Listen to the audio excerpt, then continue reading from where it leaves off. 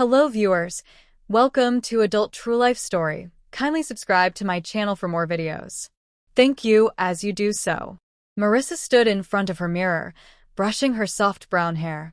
Her skin still glowed, her figure still fit. She was proud of how she looked at 42. But the woman staring back at her no longer smiled. Her eyes looked tired, not because of age, but because of something deeper: loneliness. Her husband, Nathan, had just left for another business trip, this time to Germany. He had hugged her at the door like a friend. No kiss, no warmth, just a quick take care before stepping into his black SUV. He used to be different. Years ago, he would surprise her with flowers, whisper sweet things into her ear, and couldn't keep his hands off her. They used to laugh together, cook together, and share a bed full of passion and comfort. But now, they barely shared the same room.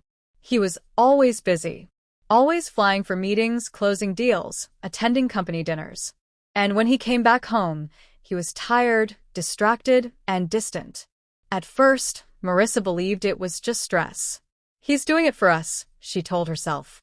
But 3 years had passed and nothing changed. No touch, no romance, no effort. Marissa tried everything: new dresses, romantic dinners, even long talks. But Nathan never seemed interested. He always said the same thing: "I'm just tired, Marissa. Don't take it the wrong way." But how could she not?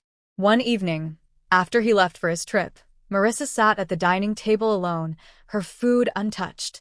Across from her sat their only child, Aaron, their 20-year-old son who had come home for summer break from college. Aaron noticed her silence. "You didn't eat," he said softly. "I'm not hungry," she replied, forcing a smile. "Is it Dad again?" he asked. Marissa paused. "What do you mean?" Aaron looked straight at her. "He treats you like you're invisible, Mom. I've been watching this for years. I know something's not right." She let out a small laugh, trying to brush it off. "Marriage gets boring sometimes, that's all." But Aaron didn't believe that. "I may be young," he said, "but I know what love looks like. And whatever you and Dad have right now, it's not love." Those words hit her harder than she expected. She wanted to defend her husband. She wanted to say he loved her, just in a different way. But she couldn't lie anymore. Not even to herself.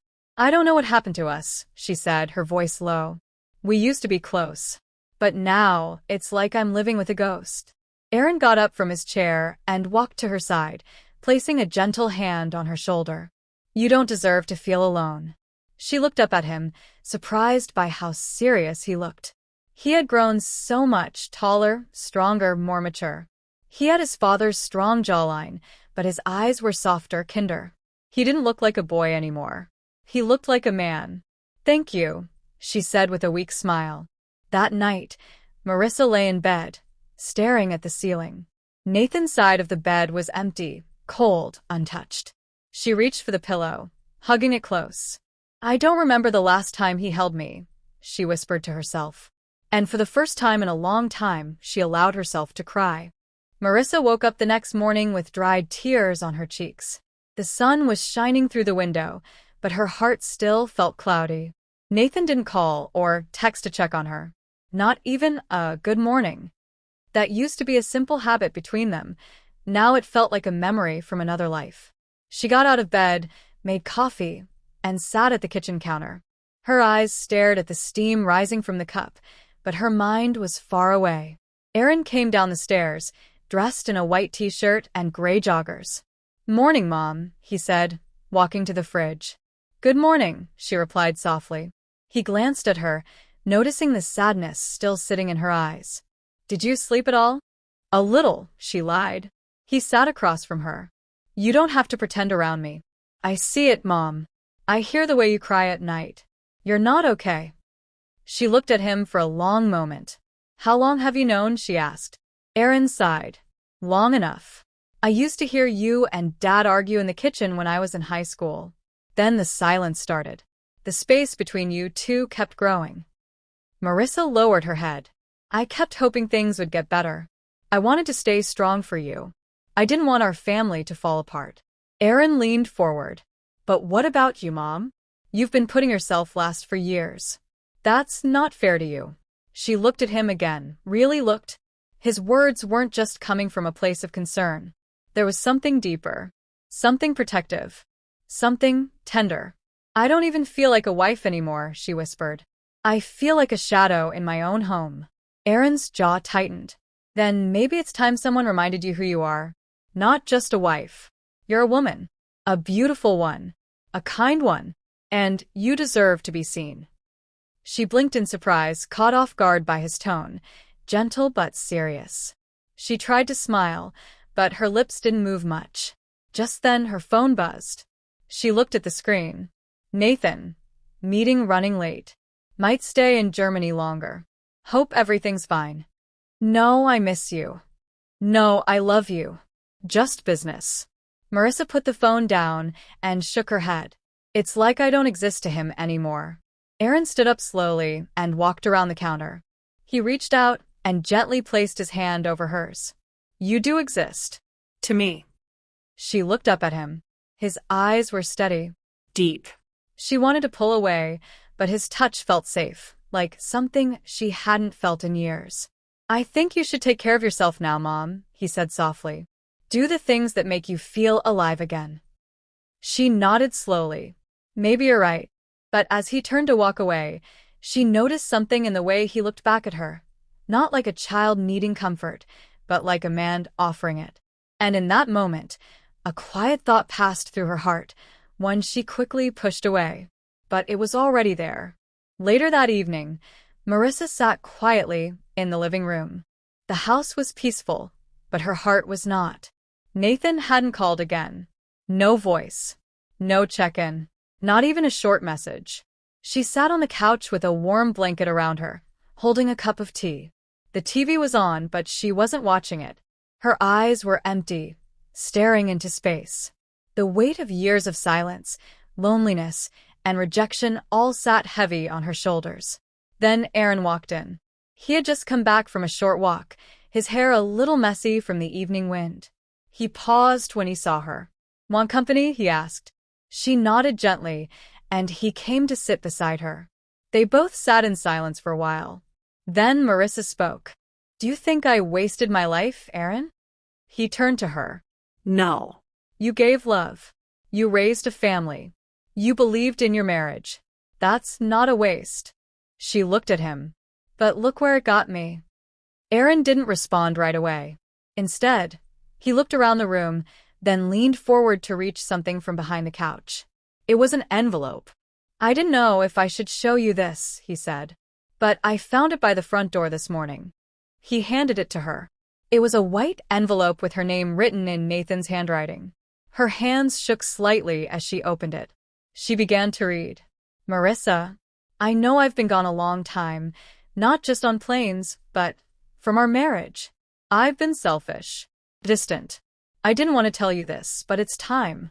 I've been seeing someone else. It started 2 years ago on a work trip. I didn't plan it. I didn't mean to stay. But she made me feel alive again. And I thought I'd forgotten how. I know I should have been honest. I should have ended things properly. But I didn't know how. I still don't. I'm not coming back. I've already moved into a new apartment. I'm sorry. Nathan. Marissa dropped the letter. Her breath caught in her throat. Her chest rose and fell fast, like the air had left her body. Aaron grabbed her hands. Mom. She couldn't speak for a moment. Then the words came out in a whisper. He replaced me, and I didn't even see it coming. Tears ran down her face. Aaron pulled her into his arms, and for the first time in a long while, she let herself fall. She sobbed in his chest like a woman broken open, years of pain finally escaping all at once. He held her tight. Strong. Steady. You didn't deserve this, he whispered. You gave him everything. She clung to him, and he didn't pull away. He let her cry, rocking her gently, like she had once rocked him when he was a child. When she finally calmed down, she looked up into his eyes. Thank you, Aaron, she whispered. You've been the only one here for me. I always will be, he said, brushing a tear from her cheek. And in that moment, there was something in the air, a feeling neither of them could explain. A warmth, quiet but deep, blooming in the space where pain had once lived. Marissa looked away quickly, scared of what she felt. But Aaron didn't move. He just whispered again, "You're not alone." And for the first time in years, she believed it. The days after Nathan's letter were difficult for Marissa. She spent most of her time alone in the house, trying to process everything. The shock from reading the letter, the years of rejection, and the sudden realization that Nathan had moved on hit her hard. But it wasn't just the pain of losing him that affected her, it was the feeling of being invisible for so long. Aaron stayed by her side every day. He cooked for her, listened to her when she needed to talk, and held her when she needed to cry. She couldn't remember the last time someone had been so present with her. One evening, as she sat in the living room looking at old photos of Nathan and herself, Aaron sat beside her again. "You know," he said quietly, "you don't have to keep going through this alone. I'm here. We can figure this out together."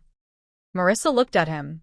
His face was filled with care, but also something deeper, a quiet strength. For a moment, she saw him differently, not as her son, but as a man who understood her pain. "I don't know what to do," she whispered. "I thought Nathan was the one I was meant to be with forever. I don't know how to start over." Aaron took a deep breath. "It's scary, but you don't have to have all the answers right now. You just need to take the first step." She nodded slowly. "I guess I do." Aaron reached over and gently took her hand. "You're not alone, Mom. You've never been alone. I'm not going anywhere." She smiled faintly, squeezing his hand. It felt right. His presence, his support, made her feel like she could breathe again. There was something special about the way he cared for her, something comforting and deep. She had missed that feeling. A few days later, Marissa decided to take control of her life again. She signed up for a dance class, something she had always wanted to do, but never had the time for. She started calling friends she hadn't spoken to in years. She even joined a book club to meet new people and get her mind off things. Aaron noticed the change in her. She seemed lighter, more alive. One evening, after a particularly fun night out with her new friends, she returned home feeling better than she had in months. Aaron was sitting on the couch, watching TV. He turned to her when she walked in. "Look at you," he said with a smile. "You're glowing." Marissa laughed. "I guess I am. I feel like I'm finally starting to wake up." Aaron got up and hugged her. "I'm proud of you, Mom. You deserve to feel good again." She pulled back and looked at him. "I don't know what I'd do without you, Aaron. You've been my strength." "You're my strength too, Mom," he said with a soft smile. That night, as she lay in bed, Marissa realized something. She was going to be okay. She didn't need Nathan's approval, or his love, to be happy. She had everything she needed right here, her son, her friends, and the strength to start a new chapter in her life. She looked at her phone one last time, where there was still no message from Nathan. She had no anger toward him, just a quiet peace that he had left, and now it was her turn to live, truly live. The next day, Marissa walked into her new dance class with a smile on her face, ready for whatever came next. And, for the first time in years, she felt truly free. Marissa had spent the past few weeks trying to get back to herself, taking dance classes, reconnecting with old friends, and finding moments of joy. Slowly but surely, she was regaining the confidence and peace that had been lost during her years of silence in her marriage with Nathan. But something had shifted in her relationship with Aaron. His support had been unwavering, but it was more than just a mother-son bond that was beginning to grow between them. It was hard to ignore the way he'd been looking at her lately. The softness in his eyes, the warmth in his touch. It wasn't like the way he used to look at her when he was a child, needing comfort. There was something else there now, something she couldn't quite define. One evening, after dinner, Aaron walked into the living room and sat beside her on the couch. The room was quiet except for the soft hum of the evening breeze coming through the window. Marissa felt her pulse quicken as he took a deep breath and turned toward her. "I've been thinking," Aaron said, his voice low. "About what?" Marissa asked, her heart beating faster than she expected. He hesitated, as if carefully choosing his words. "About how we've both been through so much. How I've seen you struggle, but also how you've started to stand up again. I admire that more than anything. I've never been prouder to call you my mom." Tears welled in Marissa's eyes. "I never thought I'd hear you say that." Aaron smiled softly. "I've always wanted to protect you. But lately, I've realized something. You're not just my mom. You're a woman who deserves to feel alive again, who deserves to be seen for who she truly is." His words sent a wave of warmth through her chest. She felt something stir inside her, something deeper than gratitude. But she couldn't ignore the way his gaze lingered on her, the intensity in his expression. "Aaron," she said softly, her voice trembling. "What are you trying to say?" He leaned in a little closer, his face serious, but full of something else, something unspoken. "I'm saying that I see you, Mom. I see everything that makes you who you are. And I care about you more than I ever knew I could." Marissa's breath caught in her throat. There was a tension in the air, thick and undeniable. She tried to pull away, but something inside her told her to stop, to listen, to not run from whatever this moment was. Her hand brushed his, and for a brief second, their fingers touched. She felt the electricity of it, something she hadn't felt in years. Her mind raced with thoughts she didn't know how to express, but her heart knew the truth. There was a bond between them now, something deeper than just mother and son.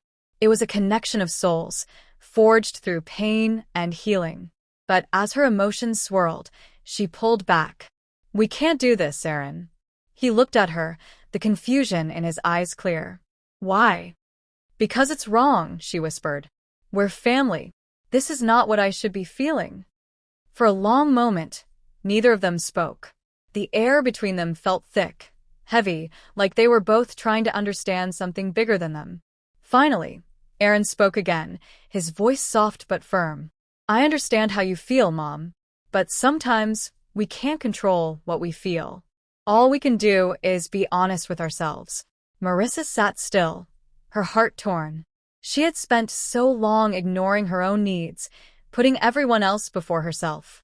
She had felt alone for so long, but in this moment with Aaron beside her, she didn't feel that loneliness anymore. It was like something had opened up between them, even though it was unspoken. "I don't know what to do with all of this," Marissa said, her voice small. Aaron didn't answer right away. Instead, he reached for her hand and held it gently, his touch warm and comforting. "You don't have to know right now, Mom. Just know that you're not alone anymore. You don't have to keep pretending to be someone you're not."